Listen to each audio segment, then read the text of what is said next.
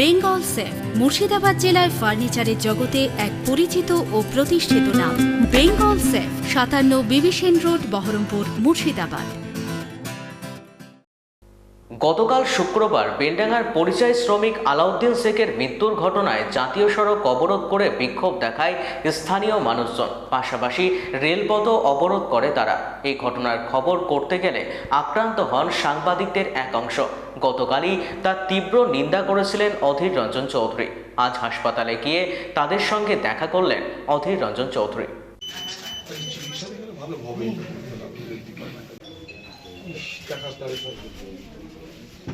এখানকার মুখ্যমন্ত্রী বলে, পরামর্শ দেয়, ভিড় হলে তোমরা যেও না, ফাঁকায় ফাঁকায় ঘুরে বেড়াও, ভিড় কোথাও যাওয়া যাবে না।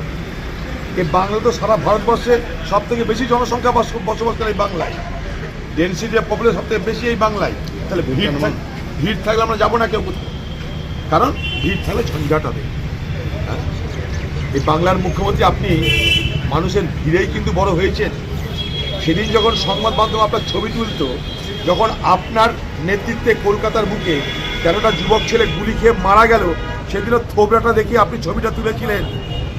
হ্যাঁ, ছবিটা তুলে প্রমাণ করতে চেয়েছিলেন আপনি যে দেখো আমি কত বড় বিপ্লবী, কত আন্দোলন করছি। আপনার খামখেয়ালি বদমাইশির জন্য 13টা যুবক মারা গেছে এই বাংলার কলকাতাতে।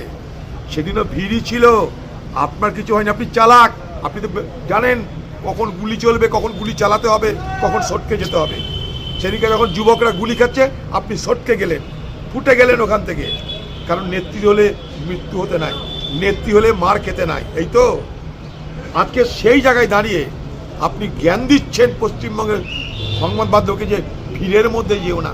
এই পৃথিবীতে যেখানে ভিড়, যেখানে সন্ত্রাস, যেখানে অন্যায়, যেখানে অত্যাচার, খবর নিতে যায় তারা পার্টি করতে যায় না, খবর নিতে যায়। সে খবর নেওয়ার অধিকারকে সুরক্ষিত করবার ব্যবস্থা সংবিধান দিয়েছে। আগামী দিনে তাহলে এই বাংলায় তৃণমূল সরকারের বিরুদ্ধে কেউ কোথাও কোনো টিভি, কোনো চ্যানেল, কোনো মানুষের বক্তব্য নিতে গেলে তাহলে তার উপর তো এই হামলাই হবে।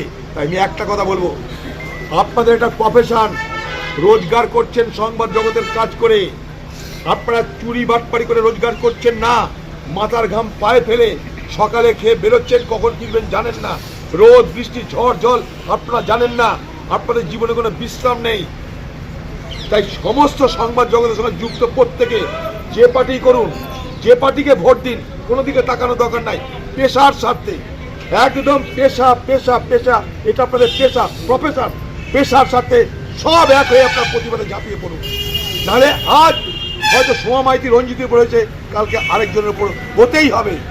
কারণ এই ঘটনা যদি প্রশ্রয় দেওয়া হয় তাহলে এই সমস্ত অপরাধীরা এ বাংলায় আরও দৌরাত্ম্য করার, আরও হামলা করার তারা অধিকার পাবে। একটা মেয়েকে প্রকাশ্য রাস্তায় পুলিশের সামনে যদি প্রকাশ্য দিবালোকে যদি মধ্যযুগীয় কায়দায় অত্যাচার করতে পারে, সে মেয়েটা কথা বলতে পারছে না, চুলের মুঠি ধরে টানতে টানতে নিয়ে যাওয়া হচ্ছে। কোন সমাজে বাস করছি আমরা? কিসের সমাজ এটা? আমার ঘরে তো মা বোন আছে, আমার ঘরে তো মেয়ে আছে, তাদের জন্য তাদের উপরে হলে কি মেনে নিতাম আমরা? তা যদি না আরেকজনের উপর হলে মানবো কেন আমরা? কি হচ্ছে এগুলো? আমি ওই গ্রামে ঢুকেছিলাম, সেই পরিবারের সঙ্গে দেখা করেছি, যে পরিবারে মারা গেছে মানুষ, তাদের পরিবারের সঙ্গে দেখা করে তাদের, ওনার যে হাজব্যান্ড তিনিও সাংবাদিক, তিনি ওইখানে আমাদের স্টেটমেন্ট নিচ্ছিলেন। আর তার সহধর্মিনী বাইরে ছিল, সে স্পটে ছিল না। তার উপর কেন হামলা হলো? অদ্ভুত ব্যাপার এটা। আরও জানেন, আরেকটা ছেলে রঞ্জিত বলে, আপনারা জানেন, অনেকে জানেন না, সে একটা পেশেন্ট, ক্যান্সারের পেশেন্ট, সে চেন্নাই চিকিৎসা করায়। কদিন আগে চেন্নাই থেকে ঘুরে এসছে, ক্যান্সারের পেশেন্ট, তাকে এরকম করে মেরেছে। এরা জানোয়ারের থেকে অধম। আরে জানোয়ারের দয়া মায়া আছে, এরা জানোয়ার থেকে অধম হয়ে গেছে। বাংলায় কি চলছে বাংলার মানুষ দেখছে। আমি এখানকার পুলিশকে বলবো, দাঁড়িয়ে দাঁড়িয়ে থেকে আপনার একটা মেয়েকে এবং তার সঙ্গে একটা অসুস্থ সাংবাদিককে আপনারা এইভাবে পেটানো করালেন। আপনাদের নির্লজ্জ এবং আপনাদের নিন্দা করার কোনো ভাষা আমার নেই। এদের উপর যারা হামলা করেছে সেই হামলাকারীদের আমরা শাস্তি চাই, তাদের গ্রেপ্তার চাই, সব কিছু চাই। আপনারা আরও জানবেন, যখন এই মুর্শিদাবাদ জেলায় এইভাবে সাংবাদিক উপর হামলা হচ্ছে, পরিযায়ী শ্রমিকদের খুন হতে হচ্ছে, তাদেরকে মৃতদেহ ফিরে আসছে, সেই সময় এখানটায় এই বাংলার আরেক নেতা খোকাবাবু এখানে এসে তিনি নাকি দর্শন দেবেন এখানকার মানুষকে, আকাশ থেকে নেমেছে দর্শন দেবেন, তাই সব বাস স্ট্যান্ড বন্ধ থাকবে আজকে। কোথায় যাবে বাংলার মানুষ?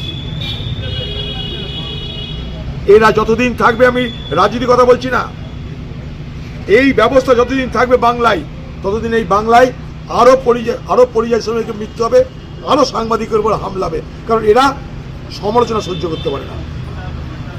কোনো সমালোচনা হলেই সেখানটা আক্রমণ। কারা তারা? কেন 6 ঘন্টা ধরে রেল এবং রাস্তা বন্ধ হলো? কারা তার জন্য দায়ী? কেন 6 ঘন্টা সরানো গেল না?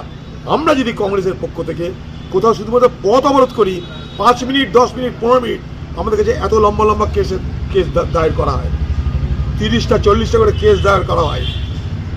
আর এরা 6 ঘন্টা ধরে কারা আটকে গেল? 6 ঘন্টা ধরে কোথায় পশ্চিমবঙ্গের প্রশাসন? কোথায় পুলিশের বাহাদুরি? পুলিশের বাহাদুরি হচ্ছে আমাদের বিপক্ষ দল যারা করি, তারা কিছু অন্য করে সেখানে পুলিশের বাহাদুরি, মিথ্যা কেসে ফাঁসাও।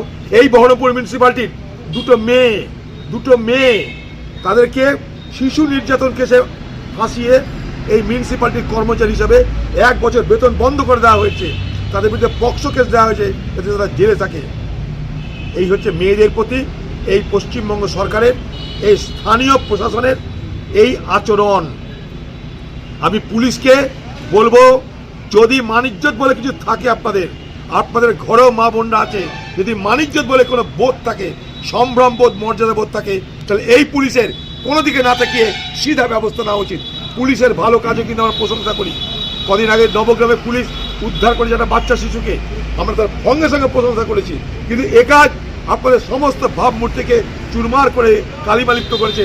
ব্যবস্থা নিন, সবাই আপনাদের পাশে আছে, পুলিশের পাশে মানুষ আছে, সঠিক কাজ করলে আমরা সবাই আছি। বেঙ্গল সেফ মুর্শিদাবাদ জেলায় ফার্নিচারের জগতে এক পরিচিত ও প্রতিষ্ঠিত নাম। Bengal safe 57 Bibhishan road, Baharampur, Murshidabad.